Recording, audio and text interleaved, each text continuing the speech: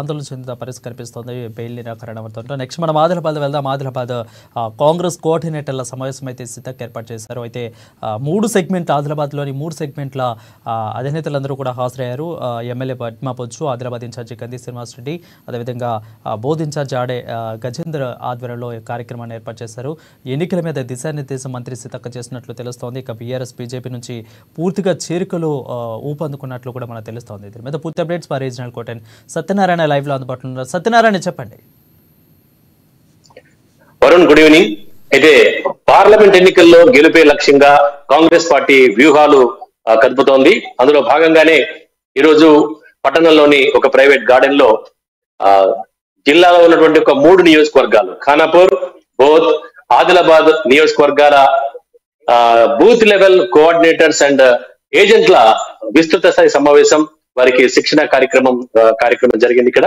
అయితే దీనికి ఖానాపూర్ ఎమ్మెల్యే వెడవబుజ్జి నేతృత్వం, అలాగే ఆదిలాబాద్ కు సంబంధించి కంది శ్రీనివాస్ రెడ్డి, ఇక బోత్ సంబంధించి నియోజకవర్గ ఇన్ఛార్జ్ ఆడే గజేందర్ల ఆధ్వర్యంలో ఈ యొక్క కార్యక్రమం అయితే చేపట్టడం జరిగింది. దీనికి ముఖ్య అతిథిగా ఆదిలాబాద్ జిల్లా ఇన్ఛార్జ్ మంత్రి సీతక్క కార్యక్రమానికి విచ్చేసి పార్లమెంట్ ఎన్నికల్లో ఈ యొక్క బూత్ లెవెల్ ఏజెంట్లు, అలాగే కోఆర్డినేటర్లు, అలాగే కాంగ్రెస్ శ్రేణులు, కార్యకర్తలు, నాయకులు తీసుకోవాల్సినటువంటి యొక్క చర్యలేంటి, పార్టీ గెలుపుకు ఎలాంటి సన్నాహాలు రచించాలి, పార్టీ గెలుపు కోసం ఏ విధంగా కృషి చేయాలి, అలాగే బూత్ స్థాయి నుంచి పార్టీని ఎలా బలోపేతం చేయాలి, బూత్ లెవెల్లో ఏజెంట్లు వాళ్ళ యొక్క కర్తవ్యం, వాళ్ళ యొక్క బాధ్యతలు ఏ విధంగా ఉండబోతున్నాయి, వాళ్ళ బాధ్యతలు ఏ విధంగా చేపట్టాలి, అలాగే ప్రతి ఒక్కరు కూడా ఆ యొక్క ఏదైతే బూత్ లో ఉన్నటువంటి యొక్క ఓటర్లందరినీ కూడా పోలింగ్ కేంద్రం వరకు తీసుకొచ్చి ఏ విధంగా ఓటు వేయించాలి, దాదాపుగా పూర్తి శాతం ఓటింగ్ పెరిగేందుకు ఏ విధంగా కృషి చేయాలి అనేటువంటి యొక్క నేతృత్వంలో ఈ సందర్భంగా కార్యకర్తలకైతే ఆమె దిశానిర్దేశం చేయడం జరిగింది.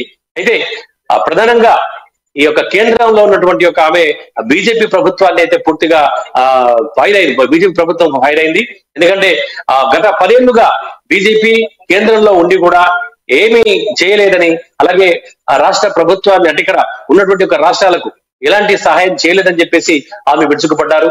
అదేవిధంగా మతోన్మాద రాజకీయాలు తప్ప ప్రజలకు మాత్రం చేసిందేమీ లేదని చెప్పేసి ఆమె ఆ పార్టీపై విమర్శించారు. అదేవిధంగా మోదీ ఆదిలాబాద్ కు వచ్చినప్పుడు ఏం చేశారు మోదీ, ఇక్కడ ఉన్నటువంటి ఆదిలాబాద్ లో ప్రధానంగా నెలకొన్న సమస్యలు ఏవైతే అప్పట్లో ప్రధాని మోదీ పర్యటనకు సంబంధించి ఇక్కడ ఉన్నటువంటి ఒక నియోజకవర్గ నేతలు కావచ్చు, లేదంటే ప్రజా సంఘాల నేతలు కావచ్చు, వీళ్ళందరూ కూడా ప్రత్యక్షంగా మోదీ సభకు వాళ్ళ యొక్క మెమోరాండం అయితే ఇవ్వడం జరిగింది. ప్రధానంగా 5 డిమాండ్ల మీద. ఈ 5 డిమాండ్లు ఏవైతే ఉన్నాయో వాటిపై ఏ ఒక్క దాని మీద కూడా ఆయన నోరు మెదపలేరని చెప్పేసి ఆమె విమర్శించారు. ప్రధానంగా ఉన్నటువంటి ఒక సిసిఐ గాని, అలాగే ఎయిర్పోర్ట్ గాని, తర్వాత ఇక్కడ రైల్వే లైన్, ఆ తర్వాత గిరిజన యూనివర్సిటీ, అలాగే టెక్స్టైల్ పార్క్, ఈ 5 అంశాలకు సంబంధించినటువంటి ఏ ఒక్క అంశాన్ని కూడా ఆ సభలో ఆయన ప్రస్తావించలేదు. కేవలం ప్రతిపక్షాల విమర్శలకు మాత్రమే ఆయన తన పూర్తి సమయాన్ని కేటాయించారు. కాబట్టి ఈ యొక్క బీజేపీని ఏ విధంగానైతే రాష్ట్రంలో 6 గ్యారంటీలతో రాష్ట్రంలో అధికారం చేపట్టడం జరిగిందో, అధికారంలోకి తీసుకొచ్చామో, అదే విధంగా కేంద్రంలో కూడా అలాగే బీఆర్ఎస్ ప్రభుత్వాన్ని ఓడగొట్టినట్టు కేంద్రంలో కూడా బీజేపీ ప్రభుత్వాన్ని గద్దె దించాలని చెప్పేసి ఆమె కాంగ్రెస్ శ్రేణులకు అయితే పిలుపునివ్వడం జరిగింది. ఎందుకంటే తమ దేహాన్ని సైతం లెక్క చేయకుండా, తర్వాత ప్రాణ త్యాగాలకు సైతం లెక్క చేయకుండా గాంధీ కుటుంబం దేశం కోసం ఎంతో కష్టపడిందని, అలాంటి ఆ దేశంలో ఉన్నటువంటి కాంగ్రెస్ పార్టీని రాష్ట్ర ప్రజలు అలాగే ప్రతి ఒక్కరు కూడా ఎక్కువ మంది మీరు చెప్పినట్లు చూసుకున్నట్లయితే ఆదిలాబాద్ లో చాలా మంది కూడా కాంగ్రెస్ లోకి రోజు నిత్యం కూడా అటు బీఆర్ఎస్ నుండి బీజేపీలోకి చేరుతున్నట్లు తెలుస్తోంది. సో ఈ నేపథ్యంలో ఇంకా ఎలక్షన్స్ ఇంకా దాదాపు 40 రోజుల వ్యవధి కాలం ఉంది. సో ఈ నేపథ్యంలో 30 రోజుల వ్యవధి కాలం పైచిలుకుంది. సో ఈ నేపథ్యంలో ఎవరెవరు ఇంకా ముఖ్య నేతలు బీఆర్ఎస్ బీజేపీ నుంచి చేరే అవకాశాలు కనిపిస్తున్నాయి, ఎక్కువగా ముఖ్య నేతలు చేరుతున్నట్లు మనకి తెలుస్తోంది. సో ఇంకా ముఖ్య నేతలు ఎవరెవరు చేరుతున్నారు, అదేవిధంగా ఇంకా కొత్త వ్యూహాలతో ఎలాంటి వ్యూహాలతో కాంగ్రెస్ పార్టీ ఆదిలాబాద్ ని కైవసం చేసుకోవాలని ముందుకెళ్తుంది? వరుణ్, ఆల్రెడీ ఇప్పటికే జిల్లా ఇన్ఛార్జ్ మంత్రి సీతక్క ఇక్కడికి రావడంతో పూర్తిగా ఇక్కడ బీఆర్ఎస్ అంతా కూడా ఖాళీ అయినటువంటి పరిస్థితి కనబడుతోంది. ఎందుకంటే కనీస పోటీ ఇచ్చేటటువంటి స్థితిలో కూడా ఇక్కడ బీఆర్ఎస్ లేదు. గతంలోనే బీఆర్ఎస్ కు చెందినటువంటి ఒక ప్రముఖ నాయకులు, అలాగే ద్వితీయ శ్రేణి నేతలు అందరూ కూడా ఈ పాటికే కాంగ్రెస్ కండువా కప్పుకున్నారు. మరికొందరేమో బీజేపీ పోటీకి చేరిపోయారు. ఈ రోజు ప్రధానంగా కార్యక్రమంలో అంటే ఈ యొక్క బూత్ లెవెల్ ఏజెంట్ల కార్యక్రమంలో సీతక్క సమక్షంలో ఇక్కడ స్థానికంగా ఉన్నటువంటి యొక్క కొంతమంది బీఆర్ఎస్ పార్టీకి చెందిన కౌన్సిలర్లు ఆ పార్టీలో చేరడం, సీతక్క వారికి కండువాలు కప్పి పార్టీలోకి సాధారణంగా ఆహ్వానించడం జరిగిపోయింది. అయితే ఆల్రెడీ ఇప్పటికే కొంతమంది కౌన్సిలర్లు ఇక్కడ నేతలతో టచ్ లో ఉన్నారు. వాళ్ళందరూ కూడా ఈ రోజు పార్టీలో జాయిన్ అయ్యారు. మరికొందరు కూడా అదే దారిలో ముందుకు వచ్చేటటువంటి ఒక పరిస్థితి మనకి ఇక్కడ కనబడుతోంది. ఇంకొక వైపు బీజేపీ నుండి కూడా ఈ రోజు కాంగ్రెస్ లోకి చేరికలు జరగడం విశేషం.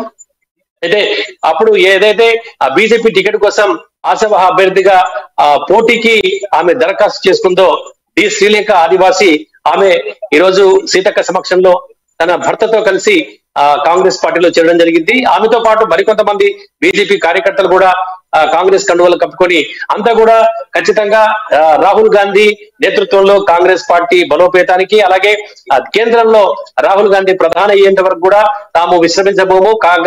కంది శ్రీనివాస్ రెడ్డి నాయకత్వంలో ఇటు ఖానాపూర్ ఎమ్మెల్యే వెడబబుజ్జు నేతృత్వంలో కలిసి పనిచేసి పార్టీకి ఖచ్చితంగా వచ్చే ఎన్నికలు ఏవైనా సరే, ఇప్పుడు ప్రధానంగా ముందున్నటువంటి ఒక పార్లమెంట్ ఎన్నికలు, ఈ పార్లమెంట్ ఎన్నికల్లో ఖచ్చితంగా పార్లమెంట్ ఎన్నికల కాంగ్రెస్ అభ్యర్థి ఆత్రం సుగుణను భారీ మెజార్టీతో గెలిపిస్తామని చెప్పేసి పాత నేతలు అలాగే కొత్తగా పార్టీలోకి వచ్చినటువంటి ఒక కార్యకర్తలు అందరూ కూడా ఘంటాపథంగా చెప్తున్నారు. ఈసారి ఎన్ని విధాలుగా ఉన్నప్పటికీ కూడా, అంటే పోటీ ప్రధానంగా బీజేపీ కాంగ్రెస్ ల మధ్య ఉన్నప్పటికీ కూడా తమ పార్టీ అభ్యర్థి ఆత్రం సుగుణకే విజయావకాశాలు ఎక్కువగా ఉన్నాయని చెప్పేసి వాళ్ళు కరాఖండిగా చెప్తున్నారు. అలాగే ధీమా వ్యక్తం చేస్తున్నారు. ఇదే స్ఫూర్తితో రాష్ట్రంలో కూడా 15 సీట్లలో కూడా అధికారం చేపట్టబోతున్నట్టు, అంటే 15 సీట్లలో కూడా తమ పార్టీ అభ్యర్థులు గెలవబోతున్నట్టు కూడా వాళ్ళు చెప్తున్నారు. Varun, right, thank you Satyanarayana for the updates. అది చూసుకున్నట్లయితే